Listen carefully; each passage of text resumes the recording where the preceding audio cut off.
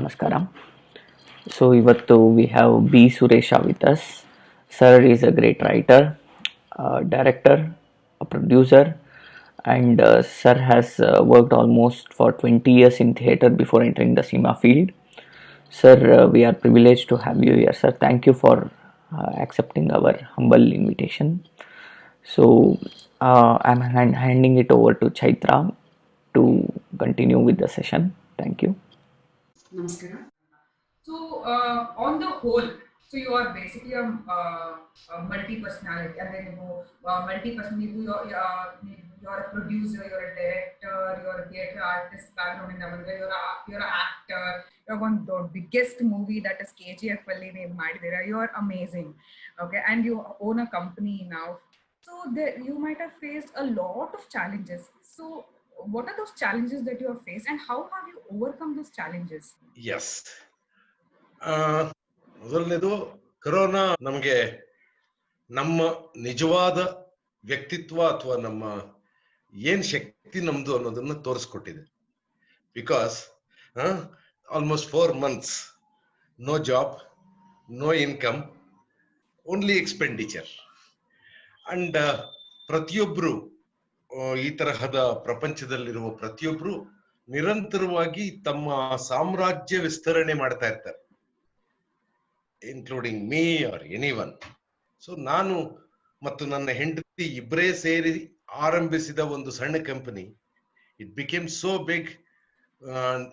V have 480 people working in our company now. So it becomes a much bigger responsibility. Provide support to all the 480 people when you do not have income. That is a big, difficult, very, very difficult thing. Till today, we have been able to manage. I don't know how many days we can survive. Hope things will be fine at least by September. I have a doubt that by August anything will happen. Hope September it should be better. We will try to sail through the difficult times. ಇದು ನಮ್ಗೆ ಇರುವ ದೊಡ್ಡ ನಮ್ಮೆದುರುಗಡೆಗೆ ಇರುವ ಒಂದು ವಿಶ್ವರೂಪ ದರ್ಶನ ಅಂತೀವಲ್ಲ, ಹಾಗೆ corona ನಮ್ಮೊಳಗಡೆಗೆ ಇರುವ ಶಕ್ತಿಯ ವಿಶ್ವರೂಪ ದರ್ಶನವನ್ನ ನಮಗೆ ಮಾಡಿಸ್ತಾ ಇದೆ ಅನ್ನುವುದು ಇವತ್ತಿನ ವಾಸ್ತವ. There are 2 things. One, corona ಕಾರಣದಿಂದಾಗಿ ಬಂದ ಚಾಲೆಂಜಸ್ ಒಂಥರದ್ದು. Like for example, I had 6 or 7 shows on air till March 21st on various channels. We had cookery shows, we had ದೇವಸ್ಥಾನಗಳ ದರ್ಶನ, ದಿವ್ಯ ದರ್ಶನ ಅನ್ನುವಂಥದ್ದು. We were doing all those kinds of things. Plus we were doing 4 mega serials. All of them were stopped by one button on March 21st. Just by one word on telephone that all these programs are going to be stopped. That was a big challenge. So we thought things will get over, and I think we had even thought of starting our shooting fresh programs by at least June, July. But nothing happened till almost till we have reached the end of July. Nothing has happened. That was one big challenge. And 4 out of the 480 people working in our company, at least 150 people are from other parts of Karnataka. Gulbarga, Koppala, Raichur, Bijapur, those even Belagavi, those kind of people. We had to make arrangements for their food, provide shelter to them, keep them in one place.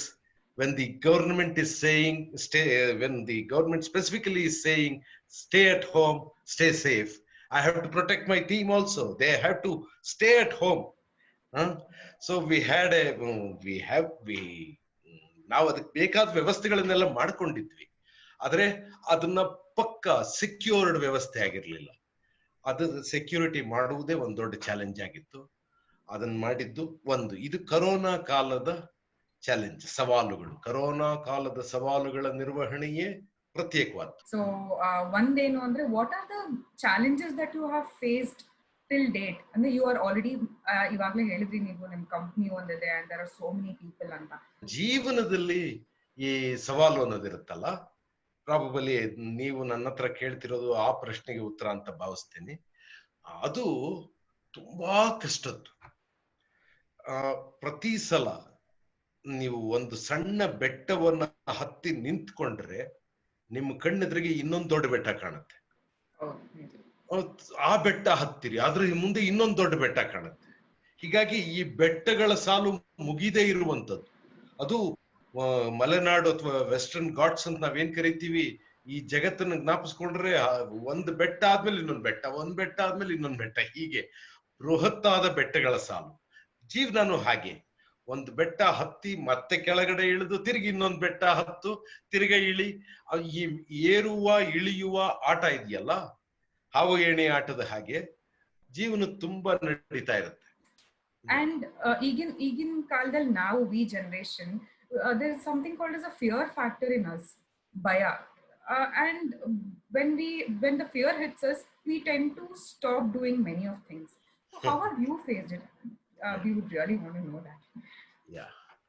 ಮೊದಲನೆಯ ಸಲ ಯಾವುದೋ ಒಂದು interview face ಮಾಡೋಕೆ ಒಬ್ಬ ಹುಡುಗ ಎಷ್ಟು ಹೆದರ್ಕೊಳ್ತಾನೋ ಅಷ್ಟೇ ಹೆದರಿಕೆ ಒಂದು 30 ವರ್ಷ ಸರ್ವಿಸ್ ಆದ್ಮೇಲೆ ಒಂದು ಹೊಸ ಪ್ರಾಜೆಕ್ಟ್ ತಗೊಳ್ಳುವಾಗ್ಲೂ ಅದೇ ತರಹದ ಒಂದು ಹೆದರಿಕೆ ಇರುತ್ತೆ.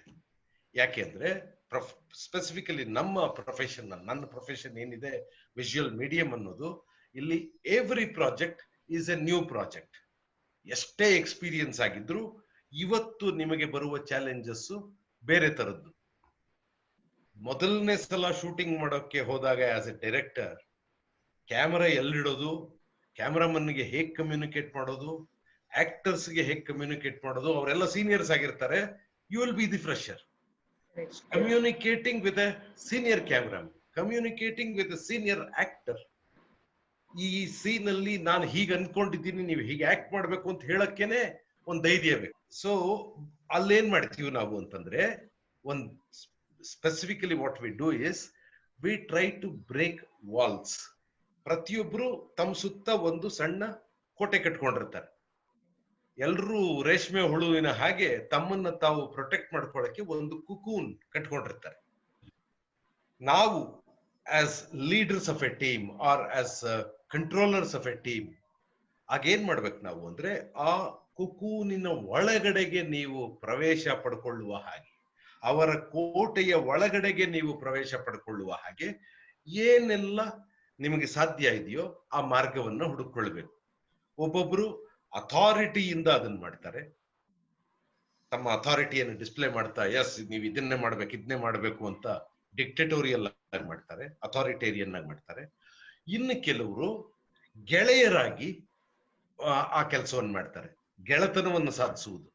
ಎಷ್ಟೇ ವಯಸ್ಸಿರ್ಲಿ, ಅವರು ಡಾಕ್ಟರ್ ರಾಜ್ಕುಮಾರ್ ಆಗಿರ್ಲಿ, ನಾನು ಬಿ ಸುರೇಶ ಅನ್ನುವ ಇರುವೆ, ಎದುರುಗಡೆ ದೊಡ್ಡ ಆನೆ ಇದೆ ಅನ್ನುವ ಹಾಗಿದ್ದಾಗಲೂ ಈ ಇರುವೆ ಆ ಆನೆಯಿಂದ ಏನೋ ಒಂದು ಕೆಲಸವನ್ನು ಪಡ್ಕೊಳ್ಬೇಕು ಅನ್ನುವಾಗ ಇರುವೆ ಮತ್ತು ಆನೆಯ ನಡುವೆ ಒಂದು ಗೆಳೆತನ ಹುಟ್ಟಬೇಕು. ಆ ಗೆಳೆತನ ಎಂತದ್ದಾಗಿರ್ಬೇಕು ಅಂದ್ರೆ, ಇರುವೆ ನೀರಿಗೆ ಬಿದ್ದಾಗ ಆನೆ ಕಾಪಾಡೋ ಹಾಗಿರ್ಬೇಕು, ಆನೆ ಸಂಕಟಕ್ಕೆ ಸಿಕ್ಕೊಂಡಾಗ ಇರುವೆನೂ ಕಾಪಾಡೋ ಹಾಗಿರ್ಬೇಕು. ಅದೇನು, ಒಬ್ಬರ ಮೇಲೆ ಒಬ್ಬರಿಗೆ ವಿಶ್ವಾಸ, ಟ್ರಸ್ಟ್, ನಂಬಿಕೆ ಬರಬೇಕು. ಇದನ್ನ ಸಾಧಿಸೋದು ತುಂಬಾ ಹೇಳೋಕ್ ಸುಲಭ, ಕಷ್ಟದ ಕೆಲಸ. ಅದಕ್ಕೆ ಬೇರೆ ಬೇರೆ ಮಾರ್ಗಗಳಿದೆ. ಸ್ಪೆಸಿಫಿಕಲಿ ರಂಗಭೂಮಿಯ ಹಿನ್ನೆಲೆಯಿಂದ ಬಂದಿರೋರಿಗೆ, anybody from theatre background, ಅವ್ರಿಗಾಗುವ ದೊಡ್ಡ ಅನುಕೂಲ ಏನು ಅಂತಂದ್ರೆ, you can display confidence though you may not be confident. ಒಳಗಡೆ ನಿಮಗೆ ಭಯ ಇರಬಹುದು, displaying confidence, you are acting that you are confident. ಈ ನದಿ ದಾಟಬಹುದ್ರೆ ಪರವಾಗಿಲ್ಲ, ಪ್ರವಾಹ ಏನಿಲ್ಲ, ದಾಟಬಹುದು ಅಂತ ಹೇಳುವ ಒಂದು ಶಕ್ತಿ ಇರುತ್ತೆ ರಂಗಭೂಮಿಯಿಂದ ಬಂದವು. ವಿಚಿತ್ರವಾದ ಹುಂಬತನ ಇರುತ್ತೆ. ಈ ಹುಂಬತನದಿಂದಾಗಿ ಎಂಥ ದೊಡ್ಡವರ ಜೊತೆಗೂ ಆರಾಮಾಗಿ ಮಾತಾಡುವ, ಬನ್ರಿ ಒಂದು ಸಿಗರೇಟ್ ಸೇದೋಣ ಅಂತ ಕರೆಯುವ ಒಂದು ಭಾವ ಕ್ರಿಯೇಟ್ ಹಾಗೆ ಪ್ರತಿಯೊಬ್ಬರ ನಡುವೆ ಒಂದು ನಂಬಿಕೆಯನ್ನು ಸೃಷ್ಟಿ ಮಾಡ್ಕೊಳ್ಳೋದೇ ಒಂದು ದೊಡ್ಡ ಕೆಲಸ. The first job for a newcomer is to develop trust within the team with which he is trying to work. Theatre ಅಲ್ಲಿ ಏನ್ ಮಾಡ್ತೀವಿ, ಟ್ರಸ್ಟ್ ಗೇಮ್ ಅಂತಲೇ ಮಾಡ್ತೀವಿ. ಟ್ರಸ್ಟ್ ಗೇಮ್ ಅಲ್ಲಿ ಏನು ಅಂದ್ರೆ, ಒಬ್ಬ ವ್ಯಕ್ತಿ ಅವನು ಬೀಳ್ತಾ ಇರುವ ಹಾಗೆ ಅವನ ಎದುರಿಗೆ ಮತ್ತೊಬ್ಬ ನಿಂತಿರ್ತಾನೆ, ಎದುರುಗಡೆ ಇರೋವನ ಬಗ್ಗೆ ಅವನಿಗೆ ನಂಬಿಕೆ ಇದ್ದಾಗ ಮಾತ್ರ ಅವನು ಹೆದರ್ಕೊಳ್ಳದೆ ಕೆಳಗಡೆ ಬೀಳೋಕ್ ಸಾಧ್ಯ. ಅವನು ಇನ್ನೇನ್ ಬೀಳ್ತಾನೆ ಅಂದಾಗ ಎದುರಿಗಿರೋನ್ ಹಿಡ್ಕೋಬೇಕು. It's a trust game. ಯಾವಾಗ ಬೀಳ್ತಾ ಇರುವವನಿಗೆ ಮತ್ತು ಹಿಡ್ಕೊಳ್ಬೇಕಾದವನಿಗೆ ಇಬ್ರಿಗೂ ಟ್ರಸ್ಟ್ ಇರುತ್ತೋ ಆಗ ಆ ಫಾಲ್ ರಿಯಲ್ ಆಗತ್ತೆ. when there is no trust, that fall looks unreal or artificial. So that's a game which is played in trust game ಅಂತಲೇ ಕರಿತೀವಿ. ಒಬ್ರಿಗೊಬ್ರು ಬಾಲ್ ಎಸ್ಕೊಳ್ಳೋದು, ಒಬ್ಬರ ಮೇಲೆ ಒಬ್ರು ವ್ಯಕ್ತಿಗಳನ್ನೇ 4 ಜನ ಇನ್ನೊಂದು 4 ಜನಕ್ಕೆ ವ್ಯಕ್ತಿಯನ್ನ ಎಸೆಯೋದು, ಹೀಗೆಲ್ಲ ಏನೆಲ್ಲ ಗೇಮ್ಗಳು ಮಾಡ್ತೀವಿ. ಆ ಮೂಲಕ we develop trust among the team. ಒಬ್ರನ್ನ ಒಬ್ರು ಏನೇ ಕಷ್ಟ ಬಂದ್ರು ನಂಬುವ ಹಾಗೆ, ಅವನು ನನ್ನನ್ನು ಕಾಪಾಡ್ತಾನೆ ಅನ್ನುವ ನಂಬಿಕೆ ಬರುವ ಹಾಗೆ, ಐ ಕ್ಯಾನ್ ಟ್ರಸ್ಟ್ ಹಿಮ್ ಅನ್ನುವ ಒಂದು ಫೀಲ್ ಬರ್ಬೇಕಲ್ಲ, ಅದು ಸುಲಭ ಅಲ್ಲ. ಸೊ ಅದು ದೊಡ್ಡ ಆಕ್ಟರ್ಗಳಿದ್ದಾಗ ಇನ್ನೂ ಕಷ್ಟ. ಬಿಕಾಸ್ ಅವರು ಎಷ್ಟೊಂದು ನೋಡ್ಬಿಟ್ಟಿರ್ತಾರೆ ಜೀವನ. ಅವ್ರಿಗೆ ಎದುರುಗಡೆ ಇರೋನ್ ಯಾರೋ ಮಗು ತರ ಕಾಣಿಸ್ತಾ ಇರ್ತಾನೆ. ಇದ್ಯಾವ್ದೋ ಮಗು ಕಾರ್ ಎಳ್ಕೊಂಡು ಆಟ ಆಡುತ್ತಲ್ಲ ಸಣ್ಣ ಮಕ್ಕಳು, ಆ ತರದ ಅದು ಮಗು ತರ ನಾವು ಕಾಣಿಸ್ತಾ ಇರ್ತೀವಿ. ಹಾಗಾಗಿ ಅಂಥವ್ರ ಹತ್ರ ನಾವು ಕಾನ್ಫಿಡೆನ್ಸ್ ಅನ್ನ ಕ್ರಿಯೇಟ್ ಮಾಡೋಕೆ ನಾವು ಮಾತಾಡುವ ಕ್ರಮ, ನಮ್ಮನ್ನ ನಾವು ಪ್ರೆಸೆಂಟ್ ಮಾಡುವ ಕ್ರಮ, ಎಲ್ಲವೂ ನಾವು ಒಂದು ವ್ಯಕ್ತಿತ್ವವಾಗಿ ನಮ್ಮ ಆಟಿಟ್ಯೂಡ್ ಹೇಗಿರ್ಬೇಕು, ಇವೆಲ್ಲವೂ ವಾಲ್ ಬ್ರೇಕಿಂಗ್ ಗೆ ಬಹಳ ಮುಖ್ಯವಾದದ್ದು. Once you break the wall and get inside, then you will be traveling inside the mind of the person who is working for you. You make him decide what you want to decide. You know, life is always full of choices. Even when you are doing a film shoot, every second minute you are choosing something. What do you choose, how you choose will make you a person whatever you are. So ಏನಾಗುತ್ತೆ, ಒಂದು ಮಾತಿದೆ ಉದಾಹರಣೆಗೆ, ಕತ್ತಲಿರುವ ದಾರಿಯಲ್ಲಿ ನಡೆಯಬಹುದು, ಕನಸಿಲ್ಲದ ದಾರಿಯಲ್ಲಿ ನಡೆಯಲಾಗದು ಅಂತ ಒಂದು ವಾಕ್ಯ ಇದೆ. ಈ ವಾಕ್ಯನ ಪ್ರತಿ ಆಕ್ಟರ್ ಅವರದ್ದೇ ಸ್ಟೈಲಲ್ಲಿ ಅವ್ರು ಹೇಳ್ತಿರ್ತಾರೆ. ಪ್ರತಿಯೊಬ್ರು ಅವರು ನನಗೆ ಬೇಕಾದ ಹಾಗೆ ಹೇಳ್ಬೇಕಲ್ಲ, ನಿರ್ದೇಶಕನಿಗೆ ಬೇಕಾದ ಹಾಗೆ ಅದೇ ಮಾತನ್ನ ಅವರು ಹೇಳ್ಬೇಕಾದ್ರೆ ನಾನು ಅವರ ಜೊತೆಗೆ ಅವರ ಎಷ್ಟು ಟ್ರಸ್ಟ್ ಅನ್ನ ಸಂಪಾದಿಸಿರ್ಬೇಕು ಅಂದ್ರೆ ನನ್ನ ಚಾಯ್ಸು ಅವರ ಚಾಯ್ಸು ಒಂದೇ ಆಗಬೇಕು. It's a kind of marriage between two minds. ಕೆಲವು ಸಲ ಏನ್ ಮಾಡಿದ್ರು ಅದು ವರ್ಕೇ ಆಗಲ್ಲ, then the project may fail. sometimes it works so beautifully that in spite of all the mistakes within the project, it may look very real, it may work. ನಾನೇ ಮಾಡಿದ ಅರ್ಥ ಅನ್ನುವ ಸಿನಿಮಾಕ್ಕೂ ನಾನೇ ಮಾಡಿದ ಟಪೋರಿ ಅನ್ನೋ ಸಿನಿಮಾಕ್ಕೂ ನೀವು ನೋಡಿದ್ರೆ, ಟಪೋರಿಲಿ I have failed to communicate with actors, whereas in Artha I was so very happy to control those actors. It was a better film. ಆ ವಾಲ್ ಬ್ರೇಕಿಂಗ್ ಅನ್ನೋದು ಯಾವಾಗ ಆಗುತ್ತೆ ಮತ್ತು ಹೇಗಾಗತ್ತೆ ಅನ್ನೋದೇ ಫಸ್ಟ್ ಚಾಲೆಂಜ್. ನೀವೊಂದು ಸಿನಿಮಾ ಮಾಡಿದ್ರಿ, ಪುಟ್ಟಕ್ಕನ highway. The story of that is where the lady owns a land next to the highway. So ಅದು ನಂಗೆ ಆಕ್ಚುಲಿ ಗೊತ್ತಿಲ್ಲ, ಅದ್ರ is that a real story or that you have, is that just for a movie ನೀವು ಬರ್ದಿದ್ದ ಅಂತ? ಈಗಿನ ಕಾಲದಲ್ಲಿ that is so real, people face that. ನೀವು ಅದನ್ನ ಕಮ್ಯುನಿಕೇಟ್ ಮಾಡಿ ನ್ಯಾಷನಲ್ ಲೆವೆಲ್ಗೆ ತಗೊಂಡು ಹೋಗಿ award, that's award winning movie. ನಮ್ ತಂದೆ ಆಗಿರ್ಬೋದು, ನಮ್ಮ ಮನೆಯಲ್ಲಿ ಯಾರೇ ಆಗಿರ್ಬೋದು, ಇವತ್ತಿಗೂ ಜ್ಞಾಪಿಸ್ಕೊಂತಾರೆ. That is so beautifully structured the movie is. I mean ನಿಮ್ communication, as you said, communication is the main key. So communication ಇಲ್ಲ ಅಂದ್ರೆ with the actors, I don't think that movie would have gone to such an extent. ಆ ಲೆವೆಲ್ಗೆ reach ಆಗ್ತಿರ್ಲಿಲ್ಲ ಅನ್ಸುತ್ತೆ. ನಿಮ್ಗೆ what do you want to see? As you just mentioned, communicate ಮಾಡಿ ನೀವು ಇನ್ನೊಬ್ಬರ ತಲೆ ಒಳಗಡೆ ಏನ್ ಓಡ್ತಿದೆ ಅನ್ನೋದನ್ನ ಅಂಡರ್ಸ್ಟ್ಯಾಂಡ್ ಮಾಡ್ಕೊಂಡು ಅದಕ್ಕೆ ರಿಯಾಕ್ಟ್ ಮಾಡೋದು is something really important. So ಈಗಿನ ಕಾಲದಲ್ಲಿ we miss the communication because as I told you, we have fear. ಅವ್ರು ಏನ್ ಅನ್ಕೊಂತಾರೆ, ಅವ್ರು ಏನ್ ಅನ್ಕೊಬಹುದು. So that fear factor is a lot in us in these days. Yes. So you're trying to ask me about Puttakkana Highway. Puttakkana Highway is basically based on a short story written by Nagtihalli Chandrasekhar. ಅವರು ಪುಟ್ಟಕ್ಕನ medical college ಅಂತ ಬರೆದಿದ್ರು. illiterate woman losing her land for a medical college built by a seer. ಒಬ್ಬ ಮಠಾಧೀಶ ಕಟ್ಟಿದ medical ಕಾಲೇಜ್ಗೆ ಒಬ್ಬ ಹೆಣ್ಣು ಮಗಳು ತನ್ನ ನೆಲವನ್ನು ಕಳ್ಕೊಳ್ಳೋದು ಆ ಕಥೆಯಾಗಿತ್ತು. ಓಕೆ, ಆ ಕಥೆಯನ್ನ ನಾನು ಹಾಗೆ ಮಾಡಿದ್ರೆ ಒಬ್ಬ ವಿಲನ್ ಇರೋನು, ಒಬ್ಬ ಮಠಾಧೀಶ ಕಾವಿ ಹಾಕೊಂಡಿರುವ ವಿಲನ್ನು, ಒಬ್ಬ ರೈತಾಪಿ ಕೆಲಸ ಮಾಡುವ ಹೆಣ್ಣು ಮಗಳು, ಎರಡೇ ಆಗಿರೋದು. Thesis and antithesis are very very predictable. So ನಾನು ಏನ್ ಮಾಡಿದೆ, ಮೆಡಿಕಲ್ ಕಾಲೇಜ್ ಅನ್ನುವ ಬದಲಿಗೆ ಹೈವೇ ಅಂತ ಮಾಡ್ಕೊಂಡೆ. ಇಲ್ಲಿ the villain is the whole system, ಒಬ್ಬ ವ್ಯಕ್ತಿ ಅಲ್ಲ, ಇಡೀ ಸಿಸ್ಟಮ್. ಸೊ ಒಬ್ಬ ಇಲ್ಲಿಟರೇಟ್ ಆದ ಹೆಣ್ಣು ಮಗಳು ತನ್ನ ನೆಲವನ್ನ, ತನ್ನ ಗಂಡನನ್ನ ಸಮಾಧಿ ಮಾಡಿರುವ ನೆಲವನ್ನ ಕಾಪಾಡೋಕೆ ಎಷ್ಟು ಕಷ್ಟಪಡ್ತಾಳೆ ಅಂತ. So it was A choice. ಈ ಚಾಯ್ಸ್ ಆಗೋದಕ್ಕೆ ಕಾರಣ ಆಗಿದ್ದು ಕೂಡ ಒಂದು ಪೆಕ್ಯುಲರ್ ಆದ ಇನ್ಸಿಡೆಂಟ್. ಐ ರಿಮೆಂಬರ್ 2002 ಸಾಧನೆ ಅನ್ನುವ ಧಾರಾವಾಹಿಯನ್ನ ಆಗಷ್ಟೇ ನಾನು ದೂರದರ್ಶನದಲ್ಲಿ ಮಾಡಿ ಮುಗಿಸಿದ್ದೆ, which was a very very successful mega serial. So ಅದು ಎಷ್ಟು ಸಕ್ಸಸ್ಫುಲ್ ಆಗೋಯ್ತು ಅಂತಂದ್ರೆ, I was able to purchase a new car. ಒಂದು ಹೊಸ ಫಾರಿನ್ ಕೊಲಾಬರೇಷನ್ ಜೊತೆಗೆ ತಯಾರಾದ ಭಾರತದ ಕಾರು, ಅದರ ಹೆಸರು ಟಾಟಾ ಸಿಯರಾ ಅಂತ.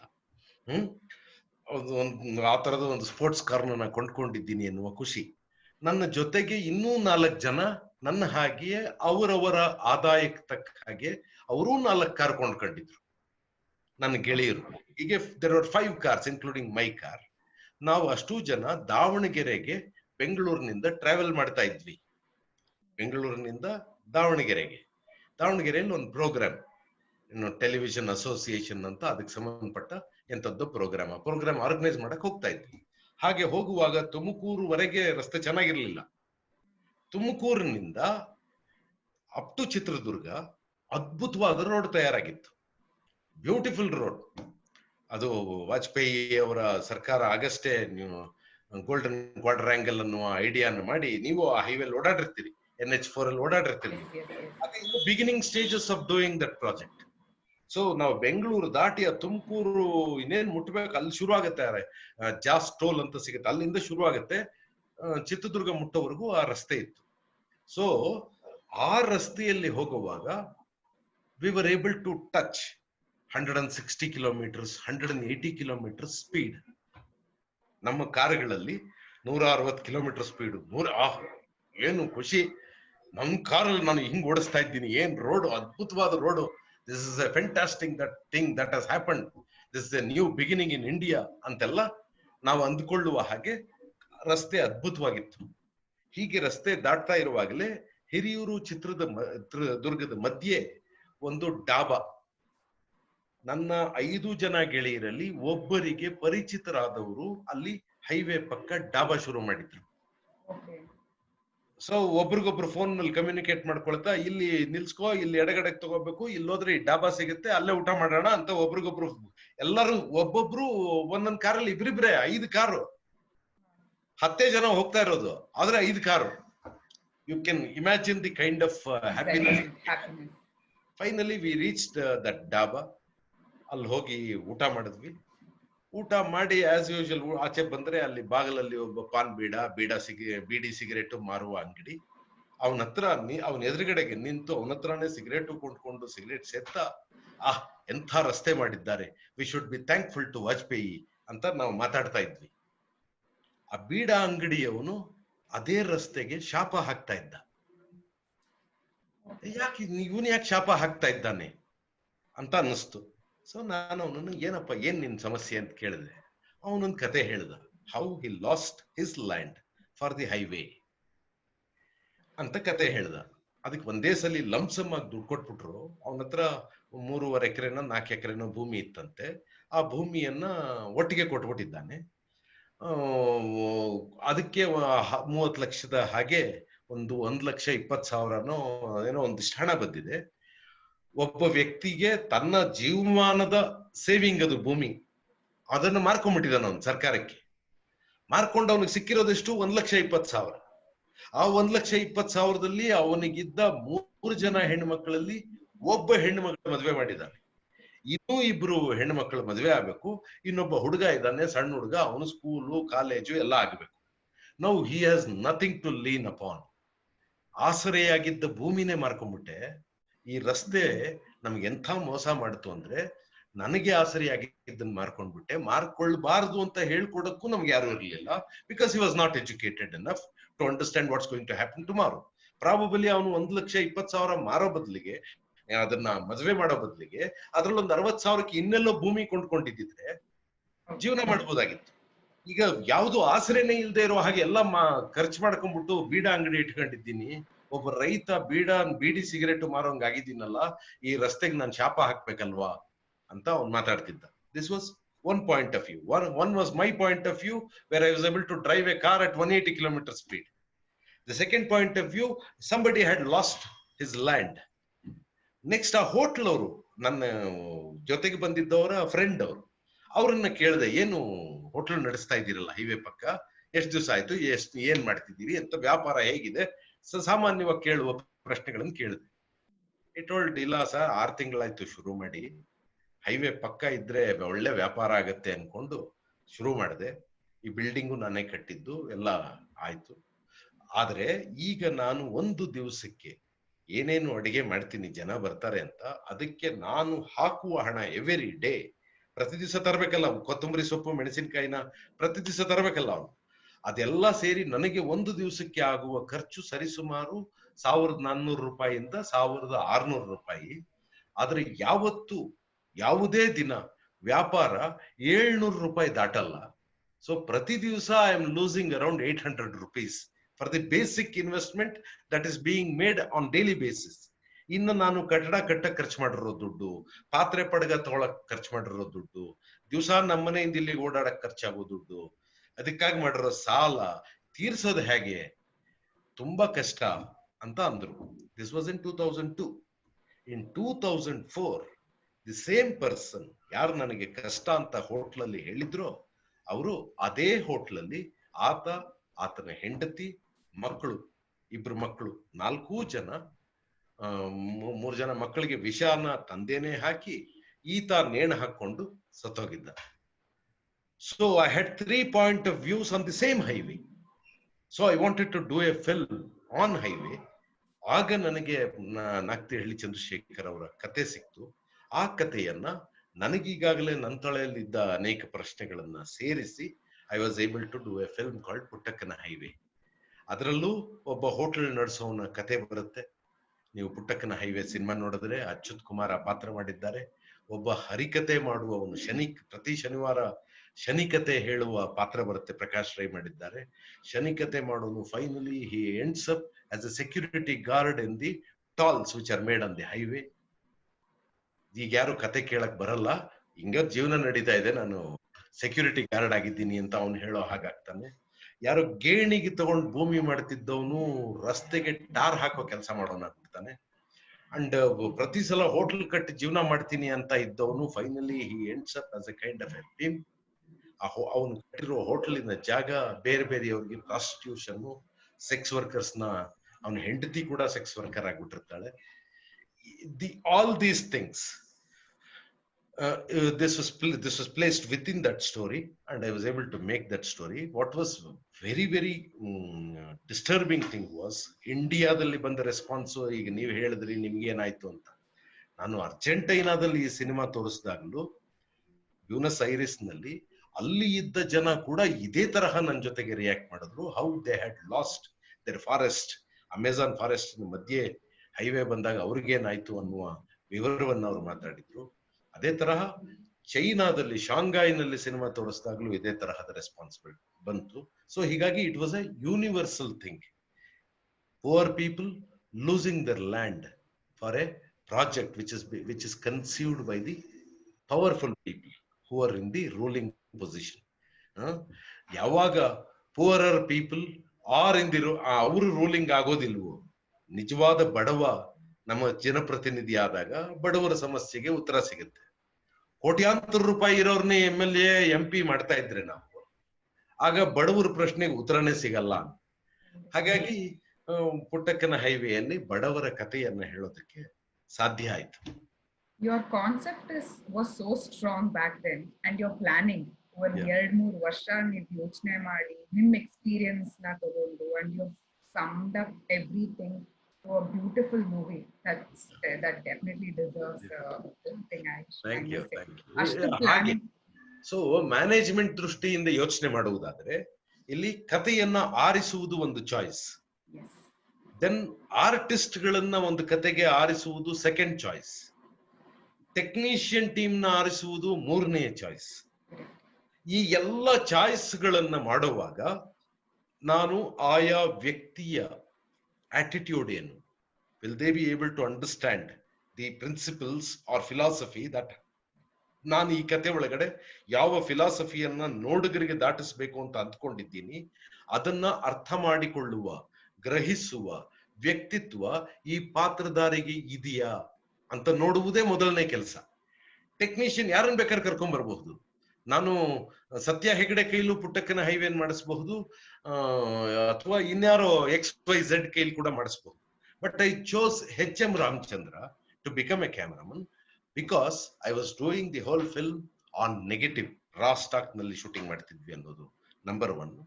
ನಂಬರ್ 2, ಈ ವೈಡ್ ಆಂಗಲ್ ಲೆನ್ಸ್ ಅನ್ನ ಬಳಸುವುದಕ್ಕೆ ಫಿಲ್ಮ್ ಸ್ಕೂಲ್ ಅಲ್ಲಿ ಕಲ್ತಿರೋರು ಕಾಂಪೋಸಿಷನ್ ಅನ್ನ ಹ್ಯಾಂಡಲ್ ಮಾಡ್ತಾರಲ್ಲ, ಒಂದು ಫ್ರೇಮಿನ ಕಾಂಪೋಸಿಷನ್ ಅನ್ನ, ಅದು ಮೋರ್ ಮೀನಿಂಗ್ಫುಲ್ ಆಗಿರುತ್ತೆ ಮತ್ತು ಮೋರ್ ರಿಯಲ್ ಆಗಿರುತ್ತೆ. ಕಮರ್ಷಿಯಲ್ ಸಿನಿಮಾದಲ್ಲಿ ಕೆಲಸ ಮಾಡಿದವ್ರನ್ನ ಈ ತರದ ಸಿನಿಮಾ ಕರ್ಕೊಂಡ್ ಬಂದ್ಬಿಟ್ರೆ ಆಗ ಎಲ್ಲ ಗ್ಲಾಮರಸ್ ಆಗಿ ಕಾಣೋಕ್ ಶುರು ಆಗ್ಬಿಡುತ್ತೆ. ಬಡತನವಾಗಿ ಕಾಣಿಸ್ದೇ ಇದ್ರೆ ರಾಗಿ ಮುದ್ದೆ ತರ ಕಾಣಿಸ್ಬೇಕಲ್ವಾ, ಅದು ಚಿನ್ನದ ಬಾಲ್ ತರ ಕಾಣಿಸ್ಬಿಟ್ರೆ, ಅದಕ್ಕೆ ಹೆಚ್ಚಿಗೆ ಲೈಟ್ ಹಾಕ್ಬಿಟ್ಟು ರಾಗಿ ಮುದ್ದೆ ಬದಲು ಅದು ಚಿನ್ನದ ಬಾಲ್, ಗೋಲ್ಡನ್ ಬಾಲ್ ಅನ್ನೋ ಹಾಗೆ ಕಾಣಿಸ್ಬಿಟ್ರೆ ಅದು ನಮ್ಮ ಕತೆಗೆ ಉಪಯೋಗಕ್ಕೆ ಬರಲ್ಲ. ಸೊ ನಾನು attitude of the technician, attitude of the actor and how will they perceive the political stand that I have, ಇದೆಲ್ಲವನ್ನ ಚೆಕ್ ಮಾಡ್ಕೊಂಡು ಚೂಸ್ ಮಾಡ್ಬೇಕು. ಹಾಗಾಗಿ it was a long process. 2002ರಲ್ಲಿ ಕನ್ಸೀವ್ ಮಾಡಿದ ಕಥೆಯನ್ನ by the time I was able to shoot, it was 2010. 8 years journey. ಅಷ್ಟು ತಾಳ್ಮೆನೂ ಬೇಕು. ಆ ತಾಳ್ಮೆಯನ್ನೇ ಹಿಂದಿನ ಕಾಲದ ಜನ ತಪಸ್ಸು ಅಂತ ಕರೀತಾ ಇದ್ರು. ಓಕೆ, ಯಾರು ಅವನು 14 ವರ್ಷ ತಪಸ್ಸು ಮಾಡ್ದ ಅಂದ್ರೆ ನಾನು 18 ವರ್ಷ ತಪಸ್ಸು ಮಾಡಿ ಪುಟ್ಟಕ್ಕನ ಹೈವೇ ಮಾಡಿದೆ ಅಂತ. ಮಧ್ಯೆ ಬೇರೆ ಬೇರೆ ಆಫರ್ಸ್ ಬರ್ತಾ ಇರುತ್ತೆ, ರಂಬೆ ಊರ್ವಶಿ ಮೇನಕೆ ಹಾಗೆ, ಯಾರೋ ಮೆಗಾ ಸೀರಿಯಲ್ ಮಾಡ್ಕೊಡು ಇಷ್ಟೊಂದು ಸಂಬಳ ಕೊಡ್ತೀವಿ ಅಂತಾರೆ, ಇನ್ಯಾರೋ ಬರ್ತಾರೆ ಇಂಥ ಸಿನಿಮಾಲ್ ಆಕ್ಟ್ ಮಾಡ್ಬಿಡು ನಿನ್ಗೆ ಇಷ್ಟು ಸಂಬಳ ಕೊಡ್ತೀವಿ ಅಂತಾರೆ. ಇವೆಲ್ಲ ರಂಬೆ ಊರ್ವಶಿ ಮೇನಕೆ ಅಂತ, ನಿಮ್ಮ ತಪಸ್ಸನ್ನು ಹಾಳು ಮಾಡಕ್ಕೆ. ಈ ರಂಬೆ ಊರ್ವಶಿ ಮೇನಕಿಯರಿಂದಲೂ ತಪ್ಪಿಸ್ಕೊಂಡು how do you reach the goal that you wish to reach, ಅದು ಬಹಳ ಇಂಪಾರ್ಟೆಂಟ್. ಸೊ ಹೀಗಾಗಿ every project by itself is a penance. You are continuous ಆದ ಮೆಡಿಟೇಷನ್ ಆ ಪ್ರಾಜೆಕ್ಟಿನ ಜೊತೆಗೆ ಆಗ್ತಿರ್ಬೇಕು. ಹಾಗಲ್ಲದೆ ಹೋದ್ರೆ ಆ ಪ್ರಾಜೆಕ್ಟ್ ನಾವೇನ್ ಕನ್ಸೀವ್ ಮಾಡಿದ್ವಿ ಆ ತರಹದಲ್ಲಿ ಅದು ರೂಪುಗೊಳ್ಳೋದಿಲ್ಲ. ಓಕೆ, ಸೊ ಮ್ಯಾನೇಜ್ಮೆಂಟಿನ ದೃಷ್ಟಿಯಿಂದ ಈ ವಿಷಯಗಳನ್ನ ನಾವು ಅರ್ಥ ಮಾಡ್ಕೋಬೇಕು. Choice correct. ಇದನ್ನೆಲ್ಲ ನಾವು college, even I am a management student, so ನೀವ್ ಏನೇನ್ ಹೇಳ್ತಿದ್ರಿ I could just relate. So you ಇದು ಹೆಂಗ್ ನೀವು ಎಷ್ಟು ಚೆನ್ನಾಗಿ you have explain, like how you first you understand and understanding ಇರಬೇಕು, ಹೌ ಯು ಕಮ್ಯುನಿಕೇಟ್ ಇರಬೇಕು, ಚೂಸಿಂಗ್ ಇರಬೇಕು, planning, strategy, and how you execute, how you execute it, how you explain it to another person, how they have to understand what is there in your mind, and to reach a goal. All this are so important. Idnalla na management alli one structural kaltirtivi, and this is being used everywhere in a person's daily life also. ತುಂಬಾ ಚೆನ್ನಾಗಿ ಹೇಳಿ. it is so deep ಅನ್ಸುತ್ತೆ, ಕೇಳ್ತಾ ಇದ್ರೆ ನಾನು ಕೇಳ್ತಾನೆ ಇರೋಣ ಅನ್ಸುತ್ತೆ. Like each experience that you have faced, it's just one movie that what you just told me, it has everything in it. ಇನ್ನೊಂದು ಬಹಳ ಮುಖ್ಯವಾದ್ದೇನು ಅಂದ್ರೆ ಕತೆ ಆರಿಸ್ಕೊಂಡ್ಬಿಟ್ಟಿರ್ತೀವಿ, ಕತೆ ಆರಿಸ್ಕೊಂಡು we decide to do something. ಆದ್ರೆ ಅದೇ ಒಂದೇ ಕತೆಗೆ there will be minimum 1000 perspectives. So ಒಂದ್ ಸ್ಕ್ರಿಪ್ಟ್ ಮಾಡಿದ್ಮೇಲೆ ನಿರ್ಬಿಡೆಯಿಂದ ಸಂಕೋಚ ಇಲ್ಲದೆ ನಾನು ನಿನ್ ಜೊತೆಗೂ ಚರ್ಚೆ ಮಾಡೋ ಹಾಗಾಗ್ಬೇಕು, ತೇಜಸ್ ಜೊತೆಗೂ ಚರ್ಚೆ ಮಾಡೋ ಹಾಗಾಗ್ಬೇಕು, ಇನ್ಯಾರೋ ಎಕಾನಮಿಸ್ಟ್ ಹತ್ರನೂ ಚರ್ಚೆ ಮಾಡ್ಬೇಕು. ಅಂದ್ರೆ ನೀವು ಮ್ಯಾನೇಜ್ಮೆಂಟ್ ಬ್ಯಾಕ್ ಗ್ರೌಂಡ್ ಇಂದ ಒಂದ್ ಕತೆ ನೋಡೋ ಕ್ರಮ ಬೇರೆ ಇರುತ್ತೆ, ಎಕಾನಮಿಸ್ಟ್ ಅದೇ ಕಥೆಯನ್ನು ನೋಡೋ ಕ್ರಮ ಬೇರೆ ಇರುತ್ತೆ, ಒಬ್ಬ ಸೋಷಿಯಾಲಜಿಸ್ಟ್ ಆ ಕಥೆಯನ್ನು ನೋಡೋ ಕ್ರಮ ಬೇರೆ ಇರುತ್ತೆ, ಒಬ್ಬ ಲಿಂಗ್ವಿಸ್ಟಿಕ್ ಕಲ್ತಿರೋರು ಇರ್ತಾರಲ್ಲ, ಲಿಂಗ್ವಿಸ್ಟ್ ಇರ್ತಾರಲ್ಲ, ಅವರು ಅದೇ ಕಥೆಯನ್ನ ನೋಡುವ ಕ್ರಮ ಬೇರೆ ಇರುತ್ತೆ.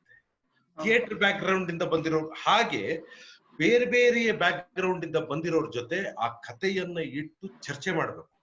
ಚರ್ಚೆ ಮಾಡಿದಾಗ ಒಬ್ಬೊಬ್ರು ಒಂದೊಂದು ಕೊಡ್ತಾ ಹೋಗ್ತಾರೆ. Like for example, I made this first draft, ಪುಟ್ಟಕ್ಕನ ಹೈವೇಯ ಫಸ್ಟ್ ಡ್ರಾಫ್ಟ್ ಮಾಡಿದ್ಮೇಲೆ I discussed with Manu Chakravarthy ಅಂತ ಒಬ್ಬ ಇಂಗ್ಲಿಷ್ ಮೇಸ್ಟ್ರು ಮತ್ತು ಸಿನಿಫೈಲ್, ಯಾವಾಗಲೂ ಸಿನಿಮಾ ನೋಡುವ ಚರ್ಚೆ ಮಾಡುವಂತಹ ವ್ಯಕ್ತಿ. ಅವರು ಇಡೀ ಸಿನಿಮಾಕ್ಕೆ ರಿಯಾಕ್ಟ್ ಮಾಡಿದ್ದು ಮಾತಾಡಿದ ಕ್ರಮ ಒಂಥರದ್ದು. ಸೊ ಅಲ್ಲಿವರೆಗೆ ಸ್ಟ್ರೈಟ್ ನರೇಷನ್ ಇದ್ದ ಸಿನಿಮಾ ಅವ್ರ ಜೊತೆಗೆ ಮಾತಾಡಿದ್ಮೇಲೆ ಫ್ಲಾಶ್ ಬ್ಯಾಕ್ ನರೇಷನ್ಗೆ ಬಂತು. Okay, journey of Puttakka from Bangalore or capital city to her town, ಅದನ್ನ ಅವಳು ತನ್ನ ಇಡೀ ಜೀವನ ಜ್ಞಾಪಿಸ್ಕೊತಾ ಹೋಗ್ತಾಳೆ ಅನ್ನುವ ಹಾಗೆ ಇಡೀ ಕತೆ ಒಬ್ಬರ ಜೊತೆಗೆ ಮಾತಾಡಿದಾಗ ಹಾಗಾಯ್ತು. ಹಾಗೆ ಪ್ರಕಾಶ್ ಬೆಳ್ವಾಡಿ ಜೊತೆಗೆ ಮಾತಾಡಿದಾಗ he contributed something more. Okay, and then M H. Krishnaiah ಅಂತ ಅವ್ರ ಜೊತೆಗೆ ಮಾತಾಡಿದಾಗ ಹಿ ಸಜೆಸ್ಟೆಡ್ ಹೋಟೆಲ್ ನಡೆಸುವವನು ಯಾವ ತರ ಹೆಸರಿಡ್ಬೇಕು ಅವನು ಹೋಟೆಲ್ಗೆ ಅಂತ. ಫೈನಲಿ ಅವನು ಮಾಡುವ ಹೋಟೆಲಿನ ಹೆಸರೇನು ಅಂದ್ರೆ ಕೆಂಪೇಗೌಡ ಪಂಜಾಬಿ ಡಾಬಾ ಅಂತ. ಹೆಸರೇ ನೋಡಿ ಎಷ್ಟು ಪೋಸ್ಟ್ ಮಾಡರ್ನ್ ಆಗಿದೆ ಅಲ್ವಾ ಹೆಸರು, ಕೆಂಪೇಗೌಡ ಪಂಜಾಬಿ ಡಾಬಾ. ಕೆಂಪೇಗೌಡ ಯಾರು? ಚಿತ್ತೂರಿನಿಂದ ಕರ್ನಾಟಕಕ್ಕೆ ಬಂದವನು. ಪಂಜಾಬಿ ಅನ್ನೋದೇನು ಅದೆಲ್ಲೋ ನಾರ್ತ್ ಇದ್ರೊಳಗೆ, ಡಾಬಾ ಅನ್ನೋದು ನಾರ್ತ್ ಕರ್ನಾಟಕ ಇಂಡಿಯನ್. ಅವನು ಕೆಂಪೇಗೌಡ ಪಂಜಾಬಿ ಡಾಬಾ ಅನ್ನೋವಾಗಲೇ ನಾವು ಹೇಗೆ ಹೈಬ್ರಿಡ್ ಆಗ್ತಾ ಇದೀವಿ ಅನ್ನೋದು ಒಂದು ಹೆಸರಿನಿಂದ ಆಗತ್ತೆ. ಹಾಗೆ ಇನ್ನೊಬ್ಬ ಆದಿತ್ಯ ಭರದ್ವಾಜ್ ಅಂತ ಅವನು ಮೀಡಿಯಾ ಓದ್ತಾ ಇದ್ದವನು, ಸೋಷಿಯಾಲಜಿಯನ್ನ ಚೆನ್ನಾಗಿ ತಿಳ್ಕೊಂಡಿದ್ದವನು. ಅವನ ಜೊತೆಗೆ ಮಾತಾಡಿದಾಗ he gave me A huge reference of how nice road was done. ಹೇಗೆ ಅಲ್ಲಿ ಎಷ್ಟು ಕೆರೆಗಳಿದ್ವು ಮುಂಚೆ, ನೈಸ್ ರೋಡ್ ಇಂದ ಎಷ್ಟು ಕೆರೆ ಮುಚ್ಚೋಯ್ತು, ಹಿ ಗೇವ್ ಫುಲ್ ಡೇಟಾ. ಅದರಿಂದಾಗಿ ಇಡೀ ಸಿನಿಮಾಗೆ ಒಂದು ಪ್ಯಾರಲಲ್ ನ್ಯಾರೇಟಿವ್ ಅಬೌಟ್ ಹೈವೇ ಹೇಗಾಗ್ತಾ ಇದೆ, ಅದು ಯಾರ್ಯಾರನ್ನೆಲ್ಲ ನುಂಗುತ್ತೆ, ಯಾರ್ಯಾರನ್ನೆಲ್ಲ ಉಳಿಯುತ್ತೆ, ಉಳಿಯುವಾಗ ಹೇಗೆ ಶ್ರೀಮಂತರನ್ನೆಲ್ಲ ಉಳಿದೋಗುತ್ತೆ, ಈ ಎಲ್ಲ ಜಾಗಗಳನ್ನ ಬಚಾವ್ ಮಾಡ್ಕೊಂಡು ಬಡವರ ಜಾಗ ನುಂಗ್ಕೊಂಡು ಸುತ್ತಾಕೊಂಡೋಗುತ್ತೆ ಇಡೀ ನೈಸ್ ರೋಡ್ ಎಲೆಕ್ಟ್ರಾನಿಕ್ ಸಿಟಿ ಮುಟ್ಟೋ ಹೊತ್ತಿಗೆ. What was supposed to be a 12 kilometer stretch became 27 kilometer stretch only to avoid people with money and lands to be saved. Poor people were not able to save their land. ಇದು ಒಂದು data ಆಗಿ ನನಗೆ ಸಿಕ್ಕಾಗ ಅದನ್ನ ಇಡೀ ಪುಟ್ಟಕ್ಕನ highway ಸಿನಿಮಾಲ್ಲಿ parallel ಆಗಿ television ಅನ್ನುವ ಒಂದು ಮೀಡಿಯಾನ ಇಡೀ ಸಿನಿಮಾಲ್ ಬಳಸಿ ಟೆಲಿವಿಷನ್ನಿನ ಮೂಲಕ ಇವಳಿಗೆ ಕಂಟಿನ್ಯೂಸ್ ಆಗಿ ಬೇರೆ ಬೇರೆ ವಿವರ ಈಕೆಗೆ ಸಿಗ್ತಾ ಹೋಗುತ್ತೆ ಅನ್ನುವ ಕಥೆಯನ್ನ ಹೇಳಕ್ ಶುರು ಮಾಡಿದೆ. ಸೊ ನಾನೇನ್ ಹೇಳ್ತಾ ಇದ್ದೀನಿ ಅಂದ್ರೆ, ಒಂದು ಕಥೆ ನಾವು ಸೀಡ್ ಅಂತ ಸಿಕ್ಬಿಡುತ್ತೆ, ಆ ಸೀಡ್ ಅನ್ನ ಎಷ್ಟು ಜನದ ಜೊತೆಗೆ ಚರ್ಚೆ ಮಾಡ್ತೀವೋ ಅಷ್ಟು ಪಾಯಿಂಟ್ ಆಫ್ ವ್ಯೂಗಳು ಸಿಗುತ್ತೆ. Each point of view will help you create a subject. So that is what is management ಮಾಡುವವನಿಗೆ ಇರಬೇಕಾದ ಬಹಳ ಮುಖ್ಯವಾದ್ದು ಏನಪ್ಪಾ ಅಂತಂದ್ರೆ, he should have a open mind to all opinions. Very true. You should allow all opinions to fall through or come through or flow through. ಆ ಹಾಗೆ ಬಂದ ಒಪಿನಿಯನ್ಗಳನ್ನ analyse ಮಾಡಿ ತನಗೆ ಬೇಕಾದನ್ನ ಬಳಸ್ಕೊಂಡಾಗ ಏನಾಗುತ್ತೆ, ಆ opinion ಕೊಟ್ಟಿರ್ತಾನಲ್ಲ, he is one guy who will be indebted to that we have used it. ಆ ವ್ಯಕ್ತಿ ಒಂದು ನಟ್ ಮಾಡುವಾಗ ಯಾರೋ ಒಬ್ಬ ಸಣ್ಣ ವ್ಯಕ್ತಿ ಕಾರ್ಮಿಕ ಒಂದ್ ಸಣ್ಣ ಐಡಿಯಾ ಕೊಟ್ಟಿರ್ತಾನೆ, ಈ ಥ್ರೆಡ್ ತೆಗೆಯುವಾಗ ಹೀಗೇನು ಮಾಡ್ಬೇಕು. ಆ ಐಡಿಯಾನ ಮ್ಯಾನೇಜ್ ಮಾಡ್ತಿರೋನು ಸ್ವೀಕರಿಸ್ಬಿಟ್ರೆ ಆ ವ್ಯಕ್ತಿ ಎಷ್ಟು ಗ್ರೇಟ್ಫುಲ್ ಆಗಿ ಫೀಲ್ ಆಗ್ತಾನೆ ಅಂದ್ರೆ, ನಾನ್ ಕೊಟ್ಟ ಐಡಿಯಾನು ಇವ್ರು ತಗೊಂಡ್ರಲ್ಲ ಅಂತ ಲೈಫ್ ಲಾಂಗ್ ಲವ್ ಮಾಡ್ತಾನ. So your people who love you become so much more. Being open, being inclusive, being pluralistic helps you in widening the network of your friendship. That is another role in management. Yes. This is an amazing learning. How do we all have our own ways? ನಾನು ಹಿಂಗೆ ಮಾಡ್ತೀನಿ, ನಾನು ಇರೋದೇ ಹಿಂಗೆ, ನಾನು ಇಷ್ಟೇ ಮಾಡ್ತೀನಿ ಅಂತ. But when we talk, there is so much of we learn through somebody's experience. Yeah. So Yeah. listening and understanding is so important. Yeah. ಹೇಳ್ತಾರಲ್ಲ ಏನೋ ನೋಡಿ ಕಲಿ ಮಾಡಿ ಕಲಿ ಅಂತ. Yeah. ಇನ್ನೊಬ್ಬರನ್ನ ನೋಡಿ ನಾವು ಎಷ್ಟು ಕಲಿಯೋದಿರುತ್ತೆ. This is an amazing learning and this is definitely ಇದನ್ನೆಲ್ಲ books this all management students 7-8 lakh ಕೊಟ್ಟು ಕಾಲೇಜ್ಗೆ ಹೋಗ್ಬಿಟ್ಟು ಇದನ್ನೇ ಬುಕ್ಸ್ ಅಲ್ಲಿ ಇದನ್ನೇ we all learn in books. That is all, but ಇದು live experience that I'm getting it today, and definitely our viewers will take away so many inputs from whatever you have mentioned today. We just wanted to take away life lessons and the management part of lessons that you have experienced in your life. That was the whole point of today's bit of conversation that we had. Love talking to you, sir. Thank you so much for your time. ಈಗಿನ situation covid situation ಅಲ್ಲಿ ನೀವು ಬಂದು online connect ಆಗಿ ಮಾತಾಡ್ತಿರೋದು we are very grateful and we are very thankful. Thank you so much sir. Lovely talking to you. Thank you so much. Have a great day ahead.